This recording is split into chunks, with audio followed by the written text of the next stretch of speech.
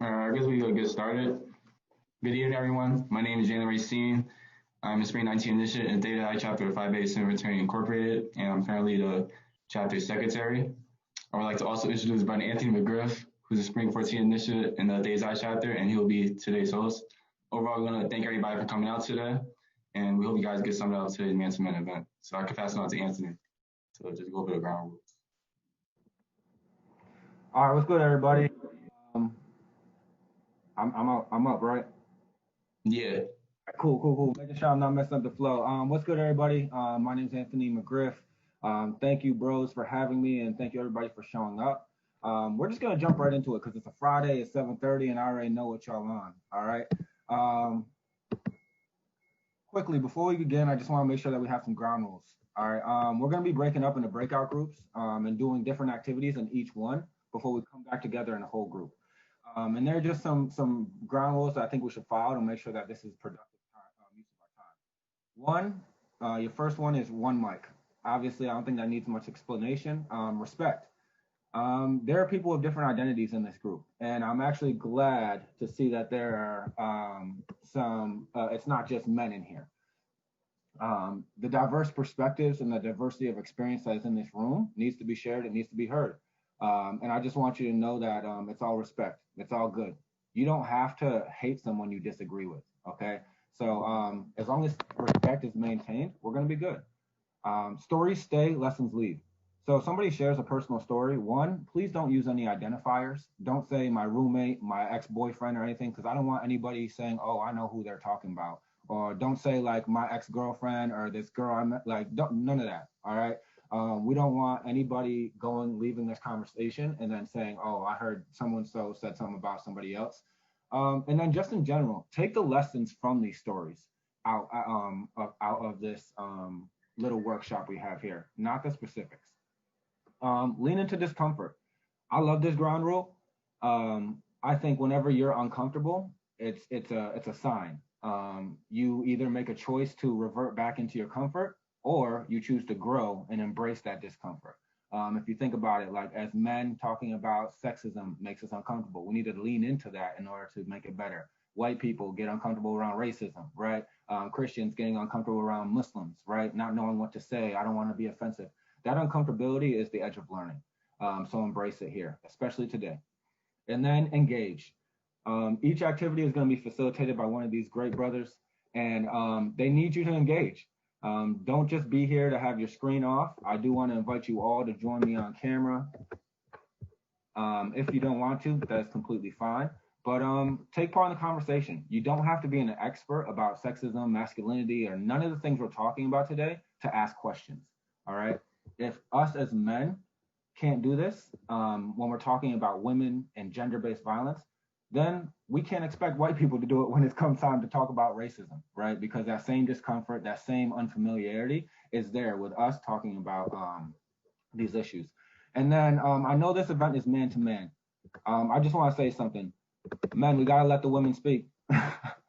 All right, so don't try and dominate the conversations. Make room for them, because I think as men we've been trained to like speak up for women. We need to speak with them, and part of that is making sure that their voices are heard. So make that space in your breakout groups. All right, so right now we're gonna break out into breakout groups, and you're gonna begin your activities. We'll do about 15 minutes, and I'll check in with you. I'll be bouncing around, and if you need more time, we'll handle that as it goes. But Butch, if you could break us out into our breakout groups, and just remember our ground rules, that'd be great.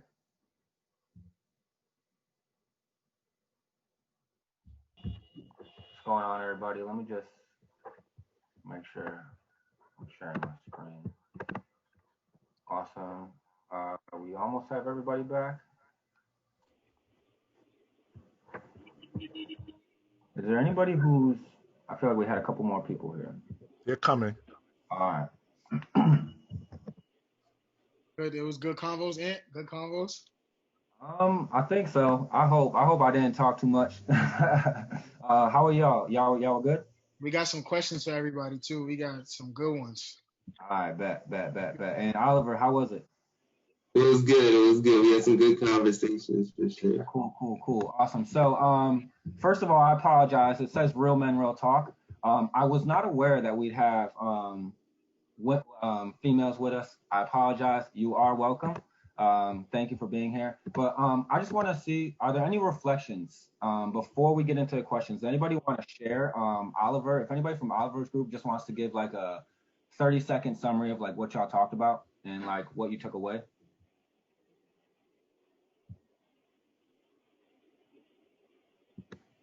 Oliver, don't go.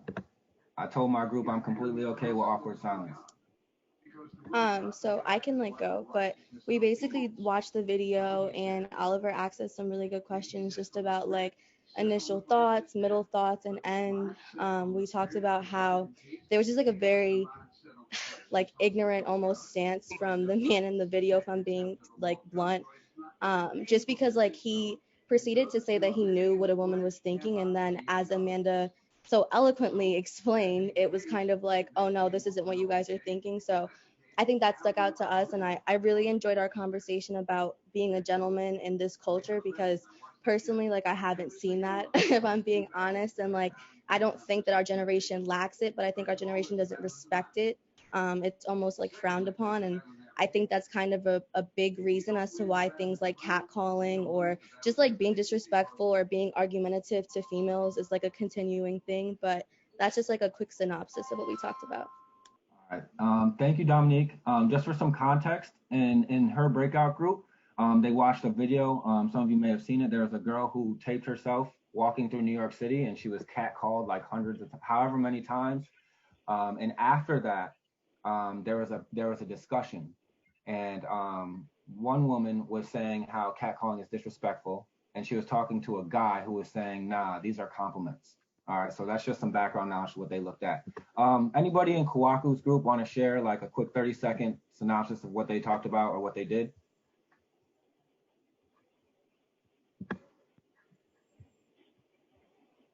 Kenton, you I'll speak. So we were talking about these characters that were trying to get to each other by crossing a river, but the female in the story ended up having to pay for her ride across the water with sex. And once she got over there, the boyfriend wanted nothing to do with her. So we were talking about like social norms and what would be happening if like roles were switched, and basically what society says is okay versus versus just what's right and wrong. So yeah, that was about it. Awesome, thank you. And I hope you understand that like part of the activity is just about how a community can have a huge impact on someone's relationship. And we all serve multiple roles when it comes to the relationships in our community. And then someone from the group that I was in, if somebody wants to come off the mic and just share quickly what we did.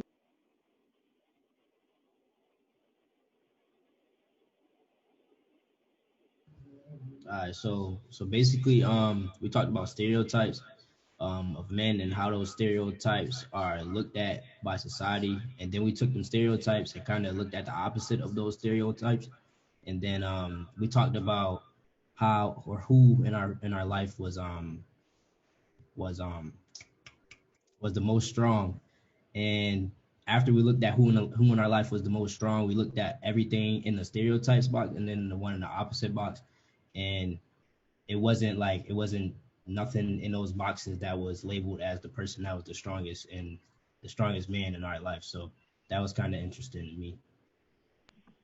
Awesome, thank you so much. So yeah, so to the discussion, all right, and anybody feel free to come off or have any questions. I know you have some questions. Just really quickly, I call this Real Men, Real Talk. It was something that I did for Vera House back when I worked for them a few years ago. And it's very purposeful why I say real men, real talk. I grew up around a lot of guys who said they were real. Oh, you a real one, different variations of what it meant to be a real man. And it's funny because those same guys were the ones who hid how they felt, hid their emotions, but anger. They wouldn't ask for help when they needed it. And when it came down to it, they were actually hiding their emotions, which is actually fake. It's just ironic to me that the guys I grew up with, like, they just live on being real, but in reality, like they ignore their real emotions. They lash out at the people that they love, and it's just completely controversial and just opposite of what it actually means to be real. Real means facts. Real means evidence. Real means what's actually happening. And if you can't acknowledge what's real, you can't claim to be real. So yeah, let's get to it. So conversations like these, I want to know, what are the barriers? What are the barriers? Why is it hard for us to have these conversations? Discomfort. Say more. But when you're talking about like sexuality and racism, people just get kind of like scared, or not necessarily scared, but they get a little nervous talking about it because of a effect that it might have on somebody, or somebody might take it the wrong way. So people don't really open up to it as much. It's a very nice way of looking at people not talking about racism and sexism. I appreciate that. That is definitely valid. Who gets uncomfortable when we talk about racism? Who specifically? The oppressors, Huh? the people oppressing. Right. So right, we it's kind of easy for us to see how, like, when we talk about racism with white people, they get uncomfortable. The same thing is true for sexism with black people. And what I want to know is why. Why is it so uncomfortable for us men to come together? We can talk about sex, we can talk about women, we can talk about all these things, but when it's time to get real and talk about how to do it a healthy way, how to be respectful, why is it so awkward for us to talk about this?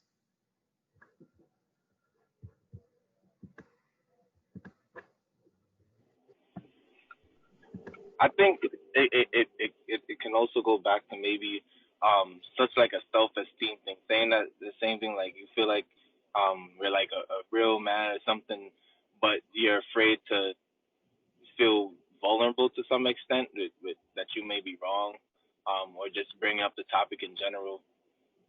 Is like, nah, why we got to talk about that, or whatever, but not realizing that it happens so commonly and frequently. Thank you, Nick.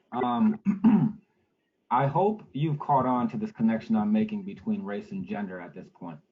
Okay? Everything Nick said is what white people say when they avoid conversations about racism. Like literally. It's literally what they say. Like, you don't want to offend anybody. I don't know if it's my place to talk about this. This is messy. It's not the right time. I don't know enough, right? These are all excuses that I've heard white people give to not talk about racism. And now us as men, we're saying the same things. And that's not any shade, Nick, or anything. I feel the same way when I talk about this stuff Right. sometimes, but it's something that we have to acknowledge. We have to lean into our discomfort if we're going to push ourselves towards progress. All right. And there's something I want to show you on this slide. So when I was working at Vera House, we had this thing called pyramid of violence. And let me just break this thing down for you really quick. It's a pyramid on purpose. This pyramid represents not only like what's in them, but also population size, right? From the moment we're born, we're all conditioned, or we're programmed to believe certain things. That's where our values come. That's where our sense of right and wrong come from. It comes from what is normal, right? And we see sexism, we see racism all the time. It's not just what is explicitly said. It also comes from what isn't shown, right? So we know that there are a lot of images of black people playing certain roles in the media. That has an influence on what we think it means to be a black man. And what we also don't see a lot of images of black men in media being successful, being lawyers, being doctors, and things like that. And not seeing those things also creates a bias when it comes to our understanding of what it means to be a man. So how does this work? In an abusive relationship, the first sign that a man is abusive is his verbal, how he speaks. All right. How someone speaks is a manifestation of what you believe. It truly is, on a conscious or even a subconscious level, right? After an abusive person, right, a man who takes a woman out on a date, he doesn't, after the first date, walk the girl up to the stairs to her house, smack her in the face, and be like, "I'll see you tomorrow." That's not a thing, right? No, they start out in baby steps, right? So maybe on the first date, maybe the third date, they say, "Oh, bitch, you crazy," right? The girl says something, "Oh, I was just joking. You wildin'. I'm just joking. I don't mean nothing," right? Maybe you say it again on the fifth date, right? somewhere along the line, it becomes normal for you to refer to this woman as a bitch, just straight up. And eventually she accepts it, right? Because it's normal. She knows that you were just playing that 1 or 2 or 3 times that you said it until it gets serious, right? When you've convinced a woman or your partner that they're a bitch, that they're something less than, and they internalize it, they accept that, it's a form of emotional abuse, right? Ignoring somebody and their requests, not referring to them what they want to be referred to. These are forms of emotional mental abuse. What happens after you emotionally and mentally abuse something, and this is necessary for abusers and oppressors? Isolation. You have to isolate people that you want to oppress on a higher level. We see this with Black people when there was redlining happening between the 1930s and the 1960s.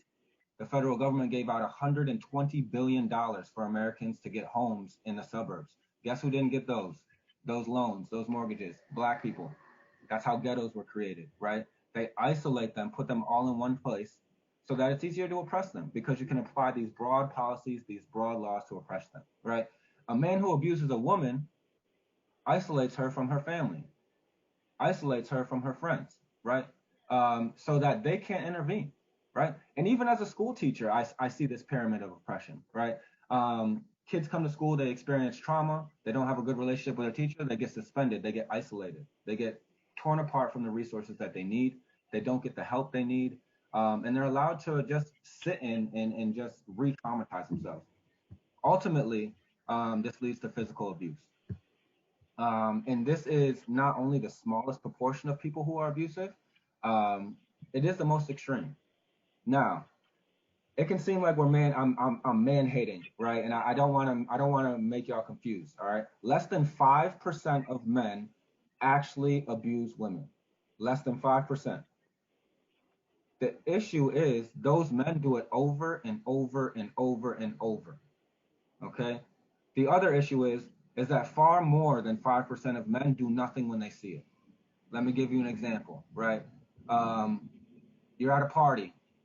You see somebody like, yo, I'm trying to catch someone slipping. Or, you know what I'm saying? Like, you see somebody drunk on the floor. You don't help them, right? All of these little things that exist on college campuses and just in general, right? And it all stems from our program, all right? So, breaking down the pyramid of oppression, I know that was a lot. Really quickly, I know Marquise and y'all had some questions. I want to take this time right now to just answer those questions, or like have us talk about them. So what do y'all have?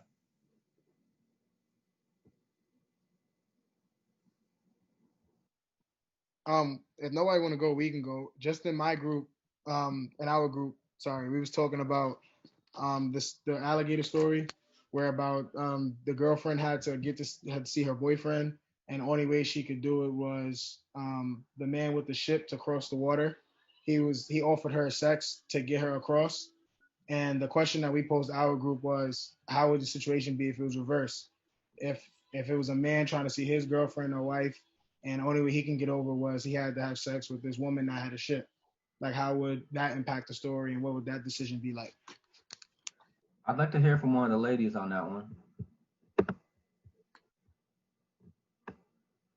Your man hasn't seen you, assuming that your partner hasn't seen you. Let's say it like that. They want to see you really badly. The only way they can get there is if they go to sleep with another woman. What y'all think? Is that cool or not? I'm a little unclear on the question. Can you repeat that? Yeah. So in their group, they read a story about a woman named Abigail who wanted to see her boyfriend, but she couldn't. The only way she could see her boyfriend is if she slept with a man who owned a boat so that he could bring her there, and she did. So what Marquise is saying is, if you haven't seen your partner and they want to see you so badly that they sleep with someone else to get a ride there, what would you do? What is that acceptable? What would you do? Absolutely not. I don't see I don't see a world in which that would be acceptable. I was actually just talking to my roommate about this last night. I saw some poll on Instagram. I mean, obviously this is a very different situation, but it was like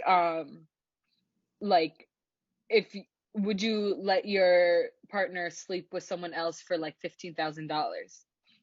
It's like, absolutely not. Even in no matter what circumstance, even if I need the money, I could understand there, but it's just like, does she need to see him that bad?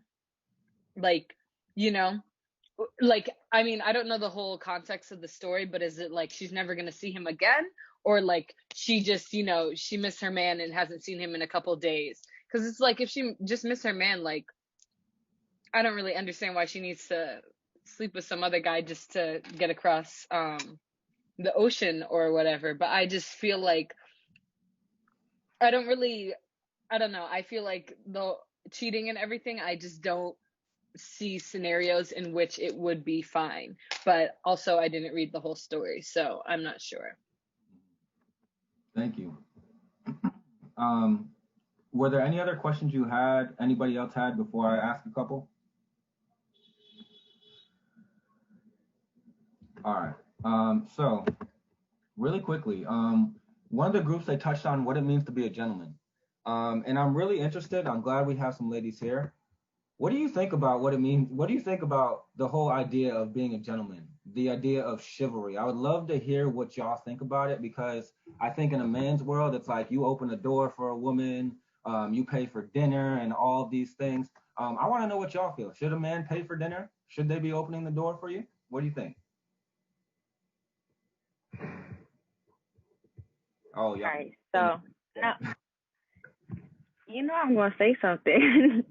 I feel like you said in a man's world, like opening the door and paying for dinner and all that stuff makes a man a gentleman, right? Personally, I feel like it's beyond that. That makes a man a gentleman. I feel like it's their communication, it's their honesty, it's the way that you uphold a certain amount of respect for a female that makes you a gentleman. Because anybody can open the door for you. Doesn't mean that they got to be a gentleman.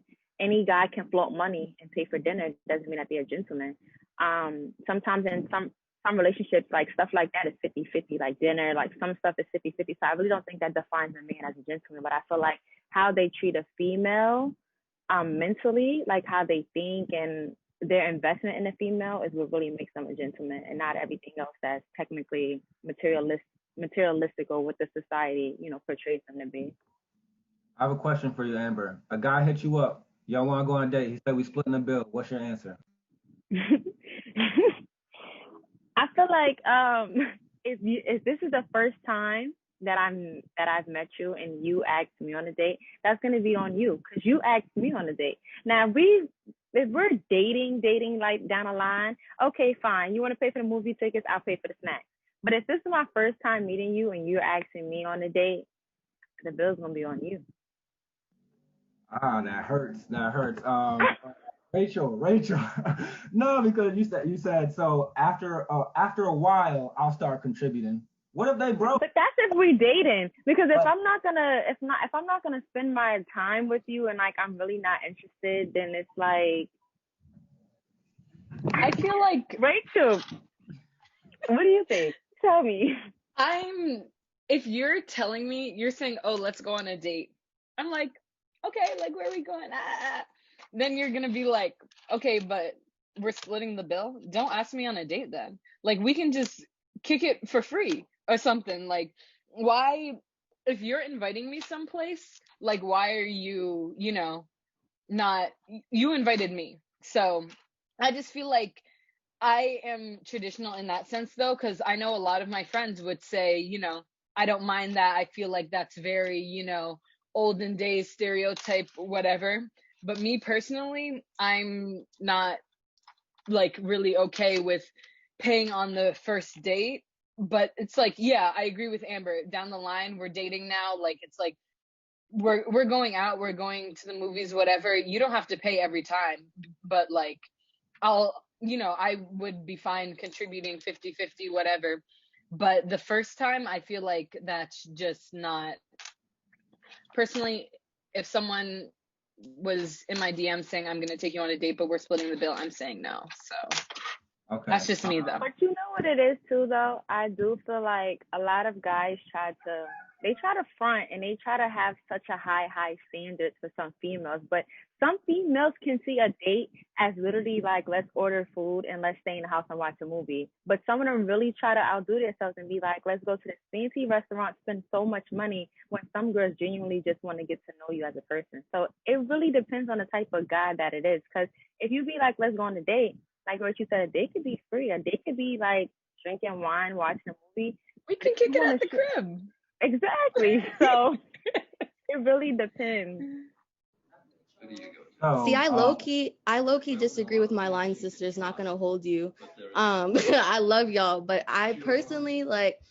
I wasn't raised like that. Like my parents are always like, look, if you go on a date with somebody and they don't have it, like you're covered. You pay your half and you be out. Like no shade or nothing, but like it would be nice if a guy wants to treat and like I appreciate it, but I'm not going to dinner expecting you to treat because I'm good. Like I'm gonna have what I need to cover my steak, whatever I want. So if if you're like, oh, like I can't, like I'm not washing nobody's dishes. Like I'm gonna pay the bill and like we're good, Like again, it's nice and the gesture is cool, but I feel like expecting a man to do that like isn't right. And I do agree with the fact that like once you start dating and stuff, like I do think it's cool where you get the movie, I get the snacks, you get dinner, I get this, like that's what I like to practice. But I don't know, I'm not coming to dinner expecting you to pay on the first date. Like I don't know.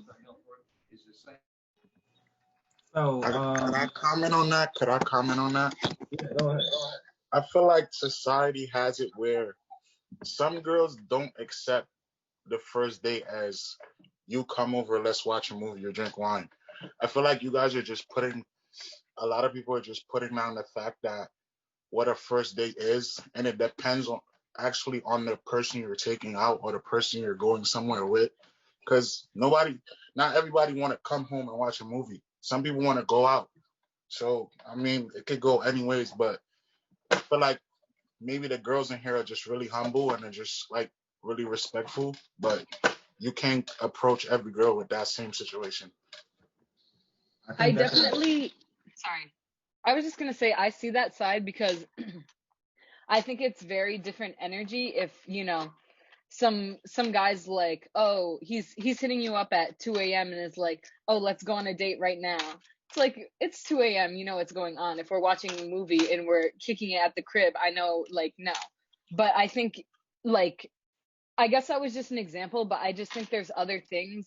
Like, we don't have to go to an entire, fancy restaurant just for me to get to know you. Like, it could be, I mean, these days there aren't a lot of things that are free, but like we could go get coffee or something, like something that's like not expensive. In that case, it's like, it's chill. But I definitely see what you're saying, because it like a lot of girls can see how, you asking, oh, let's just hang out at blah blah blah place could be a little some girls might not be in it to that. Yeah. So a couple of things I noticed. One is when you said the 2 a.m. text, I saw mad smiles on the screen. So I'm just gonna name that. Like I purposely looked through. I saw mad crooked smiles when I saw that 2 a.m. text comment come up. Secondly, I do wanna. I am kind of curious. First I want to recognize that I think it's a both and. When we think about white supremacy culture, it's not about just what you think; it's about how you think. And one of the things that comes from white supremacy culture is thinking that it's an either or mindset, right? It's not about one of us is right and another is right. There are multiple truths that exist at the same time. And can also be multiple truths that go against each other that exist at the same time. So my question, what I'm curious about is the fact that men are often expected to be the ones to ask to go out on the first date, right? And I'm wondering, like, what do broke men do? I was broke in college. Like, do I just not ask girls out on dates? Do I only hit the 2 a.m. text? Like, what do I do? The date is what you make it, though. You could have been broke in college, but like we said, it's what you make it. If you genuinely want to get to know the girl and hang out with her, it don't gotta be an expensive date. It could just be spending quality time. It's what you make it. And that's the thing with society. Like, it goes down to just the dates. Like, it's beyond that. It's like even when a guy try to tell a girl she's pretty, I can honestly say some girls would be like, why are you trying to talk to me? Or like they come up real aggressively. But then there's some girls that'd be like, oh, thank you. So it's really just society. It's really how you come off. It's how you communicate it. And also depends the type of female you're dealing with. And not all females was raised the same. So you can't expect all females to react the same.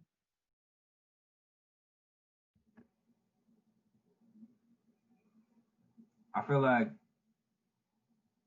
this is a man-to-man group, but the women been doing a lot of talking here. I appreciate y'all because this will be dead silent if y'all weren't here.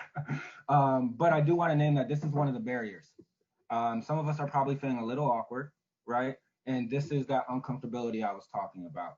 We need to lean into this, and it may require you to be a little bit vulnerable. I'm not asking you to do what I did and just admit like you were broke in college because y'all are still in college.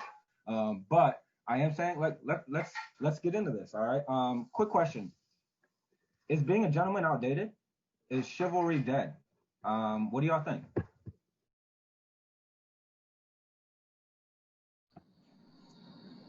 I go ahead. Oh, I was just gonna say I don't think it's dead. I just think the norm of what the generation of men that there are, not a lot of us have enough respect for people, specifically women, but we don't have enough respect for people in general to treat them the way that they need to be treated. And a lot of things, a lot of people want to blame like past situations that happened to them. But for me, my mom raised me in a way where she was just like, scars remind you of where you came from, but they don't have to decide who you are. So you can go through something and you can have bad relationships, but you have to at least have enough respect for across the board for a human being. So I think we lack that sometimes. All right, me personally, I don't think chivalry is dead. I joke with my friends all the time about this. I don't think it's dead. I say it's on vacation because women today have standards that they see on social media. Not every woman, for the most part. I'm about to get you, boy. But social media drives a lot of the aspirations and things that people want nowadays when it comes to what a relationship pertains of, what happiness pertains of. Like they see what other people live like, and they want to live similar or want to live to that standard. So that's why I say it's not dead, but it is buried somewhere or like put away for a while. I disagree, but I want to hear what other people think.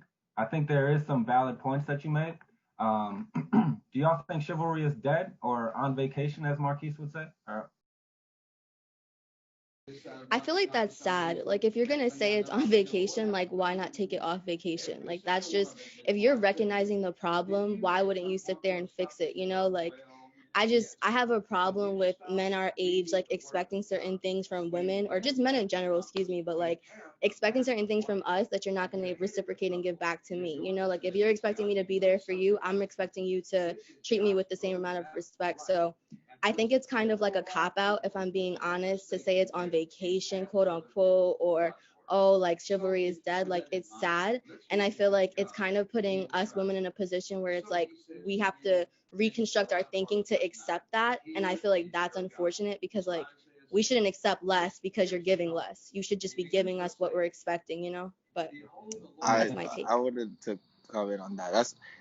Y'all both had good points. I may be a little like I guess not as detailed, but I think having the excuse that because things are changing should mean that like general respect towards a woman or a woman towards a man and what you guys think is right or wrong, more than a respectful conversation. And if y'all don't click or whatever, then respectfully cool. All right, then that's just not us. I don't think everyone has, I think, different expectations, different levels based on their backgrounds and stuff. And it sounds broad, but I just feel like in that situation, it should still never leave you to do something that's so disrespectful, or just in that chivalry. Or if you say like it's more than holding the door open, but even in that case, like, oh, she's doesn't look like she's that type of. It just in general, it's like you should just be yourself, and the expectations that should be a conversation, but it shouldn't be a loss of respect or using that times are changing. If times are changing, then both have to, step up, realize, what's going on, and maybe affecting. If you don't understand, acknowledge that you don't understand, and then maybe have that conversation to understand. And that's a general respect. Yeah. Thank you for that. And I see we're reaching that hour mark. I just want to comment on something that Dominique said. She touched on something that I wanted to talk about, and that's male privilege, right? If we can ignore an issue because it doesn't impact us, it means we have privilege. Once again, we see this with white people and racism, right? They don't have to talk about it. They don't have to learn about it. They don't have to experience it. So they just avoid it because it's easier. Because when you talk about racism, sometimes you feel guilty. When you talk about racism, you realize, damn, there's some work to do and I have to change. This is tiresome, right? It's the same thing with gender. It's the same thing with sexism, y'all. Men have to put in more work if we're going to address sexism. We have to acknowledge it. And we got to be on the ground. We have to be humble, like Nick said, and we have to ask questions, right? And I think another thing that's come out is that chivalry isn't dead, it's just changing. And part of being a gentleman is meeting people where they're at. It's about treating them how they want to be treated, right? And I think the problem with being a gentleman or chivalry is it's based off of a stereotype. It's based off of what society expects a woman to want. It's based off this understanding that women need men to do things for them. Now, there are some people who are traditional and say, yeah, hold the door for me, it's nice, right? I love it when my wife does things for me. I'm sure everybody in here loves it when somebody does things for them, right? But there are some people who say, no, I can do it myself. I don't need you to drive. I don't need your money, right? So we have to constantly be flexible. And like I said, treat people how they want to be treated, not treat them how we think they should be treated, all right? So it's 8:31, and just to wrap up, I just want to say that as men, like, we are like the white people of gender. Like we are. We have the privilege, we have the power. And even before there was racism, the people who created racism were sexist, right? Before America, right? We talk about white supremacy culture, and I think it's really important for us to contextualize what that really means. White supremacy culture isn't just racism. The people who came here from Europe weren't just racist. They were sexist as well. Women have been being oppressed much longer than racism has existed, period, right? And because of that, it's so much more insidious. It's so much more hidden and so much more normalized in our society. I personally think women are the most oppressed group. You can say black people, but really it's black women, right? You can say Muslim men, Muslim people, but it's really Muslim women. And even when you look inside those groups, black people, it is black men who are oppressing the women. It is Muslim men who are oppressing Muslim women. So no matter what group you look at, the most oppressed people are always women, right? So it brings me to this point. Men, we're hypocrites if we don't stand up for women, straight up. The same things that white people do to black people are the same thing that men do to women. It's the same tactic. We just change the identity of the oppressor. And if we're going to actually make a change, if we are actually going to be real men, and I mean real in the actual definition of the word, then we have to be ready to be held accountable. We have to be willing to acknowledge that we don't know it all and that we make mistakes. We have to be willing to admit that we can cause harm and it can be unintentional. And even if it is unintentional, we still owe an apology. We still have to be held accountable, right? Whenever you see like these organizations that get in trouble for racism, what always happens? It's the same thing. They release a statement, they let it go by, and nothing happens. They don't do the work. Men, this is the work. This conversation is the work. We have these with each other, but we also have to get the perspectives of women, because there's no point in us talking about what women want, how to respect them, if they are not present for the conversation. Okay? Get comfortable being uncomfortable. Be vulnerable. Be a real man and ask for accountability. Learn about people. Be curious. All right. So that wraps up mine. I'm willing to stay on if anybody has any questions, but I just want to say thank you to the bros and undergrad. Thank you for listening to me just speak for an hour. I apologize if I bored you. And thank you for everybody for coming and participating, facilitators. I really appreciate it. All right, thank you, Anthony. Thank you for leading this event for us tonight. Thank you everyone else for coming and taking part in these important conversations. It's been really successful. I feel like we've had some really great conversations about what it means to be a man and like men and sexism and all that tonight. I just want to let you all know tomorrow we have our Breaking the Glass Ceiling event. Make sure to register for that. That's going to be with Vivica Fox. We're going to be having a conversation with her, moderated by Nia Gibson, an SU alum. But so please join us tomorrow for that and make sure to register in the link in our bio. But thank you all for coming. Thanks, everybody.